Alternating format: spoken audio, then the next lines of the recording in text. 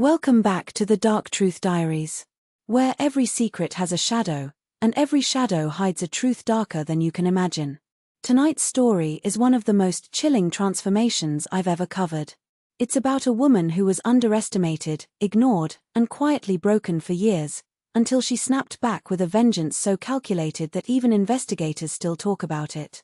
He thought she was weak. He thought she would stay silent. He thought she would never fight back. But he was wrong. This is the story of the wife who destroyed everything her husband built. A tale of betrayal, manipulation, and a revenge so precise, so devastating you will feel the tension until the very end. Let's begin. My name is Elena, and for most of my adult life, people saw me as one thing. Soft. A soft voice. A soft personality. A soft presence in every room. People used to say, Elena is too gentle for this world. And maybe they were right. At least, that's what my husband, Daniel, believed. We met when I was 24. He was 31, confident, charming, a natural leader, one of those people who could sell you a dream with just a smile. Everyone loved him. And honestly, I did too. He treated me like a delicate piece of glass. Fragile, dependent, incapable. At first, I thought it was love. Later, I realized it was strategy. Daniel controlled every part of my life. My friends, my finances, my decisions, even my voice. Over the years, he chipped away at my independence. I stopped recognizing the woman in the mirror. But the real story doesn't begin there. It begins the night I found the key. It was a Friday night. Daniel was working late, his usual excuse. I was cleaning the bedroom when something small and metallic slid out from his jacket pocket. A key. Small. Silver. Scratched. Not a house key. Not a car key. Just a single, lonely key. It had a tag, room 317. It didn't take long to find out which building it belonged to. A cheap motel on the east side of town. The kind of place people go to hide things they don't want seen. I didn't cry. I didn't panic.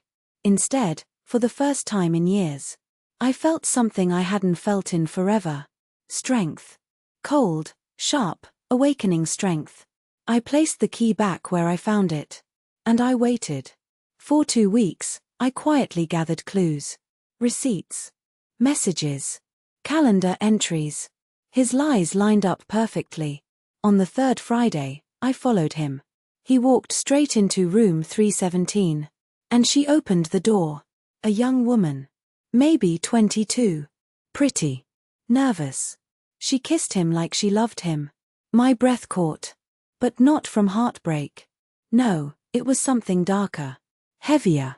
He had built an entire life around making me feel small, while he lived like a king. I didn't confront them. Not yet. I took pictures. Videos. Recordings. I collected evidence the way a hunter collects weapons. Because this wasn't going to be a simple confrontation. No tears. No begging. No screaming. This was going to be his collapse. And I would engineer every piece of it. You see, Daniel owned a construction business, successful, growing, respected. But I handled the admin work. The emails. The employee records. The insurance documents. The tax files. He always said I wasn't capable of real decisions. But he was too lazy to learn the back end. And that's where he made his biggest mistake. Because over the years, without him noticing, I had slowly discovered things he assumed I didn't understand. Fraud. Unreported payments. Faked invoices. Illegal labor. Double-charged clients. He built an empire, on sand. And I knew every loose grain. For a long time, I kept his secrets because I thought I owed him something. But not anymore. That night, I sat at my desk and opened the files. For the first time, I wasn't scared of him. I was studying him. Planning. And I realized something. He wasn't strong. He was sloppy. And he was vulnerable. I started small. I called a client Daniel had scammed. Just a hint. A gentle question. Within a week, they pulled their contract.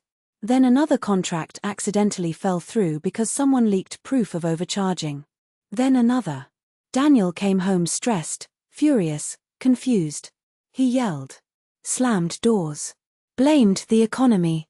I sat there, silent, nodding with a sad smile. He thought I was the same Elena he had broken over the years. But inside, I was stitching myself back together. Piece by piece. Day by day. As the contracts disappeared, so did his money. The mistress didn't stick around long. Young women rarely do when the man they're with suddenly becomes ordinary. He tried to win her back with gifts, trips, offers. But he couldn't afford any of it. And she knew. One night, I heard him arguing loudly on the phone. Don't do this, Chloe. Don't walk away. I stood in the doorway and watched him crumble. He didn't even notice I was there. The mighty Daniel, begging. It was like watching a tower collapse in slow motion. And I wasn't done yet. I submitted an anonymous report to the State Construction Board. Fraud. Unlicensed workers. Unsafe practices. Tax discrepancies. Every accusation supported by evidence. My evidence. Within 3 weeks, investigators showed up at his office. Within 5 weeks, half his employees quit. Within 8, he was drowning in legal fees he couldn't afford. He paced the house like a trapped animal. Shouting. Breaking things. But never at me. Not anymore. Something in me had changed. He sensed it. A stillness in my eyes that unsettled him. He asked me, "Why don't you look scared anymore?" I smiled. "Maybe because you're not as powerful as you think." I waited until the day of his board hearing. He woke up shaking. Sweating. His entire career on the line. As he rushed out the door, I handed him a brown envelope. "What's this?" he asked. "A gift," I said softly. He smirked, arrogant, confused, dismissive, exactly as he always had. He didn't open it until he reached the parking lot. Inside was pictures of him and Chloe, videos from room 317, screenshots of his messages, and a divorce agreement I had already filed, with full rights to the house, and total control of our joint assets. All legal, all airtight. He looked at me from across the lot, rage, panic, betrayal flooding his face. I stepped out of the house doorway. "For years," I said, "you made me feel small, weak, invisible." But I was watching. And learning. He shook his head, furious. "You ruined me." "No," I replied quietly. "You ruined yourself. I just stopped protecting you." He lost the business that day. He lost the hearing. He lost his money. He lost his reputation.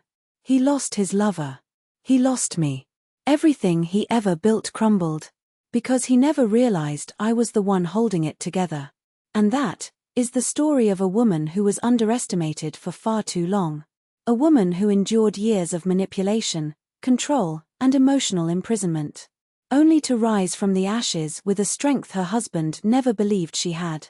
He thought she was weak. He thought she would stay quiet. He thought she would break. But she destroyed everything he built. Not out of spite, but out of survival. Thank you for joining me tonight on the Dark Truth Diaries. If you want more stories of betrayal, revenge, and the hidden darkness behind ordinary lives, make sure you subscribe, turn on notifications, and join me again in the shadows. Until next time, remember, the truth always finds its way out. And sometimes, it fights back.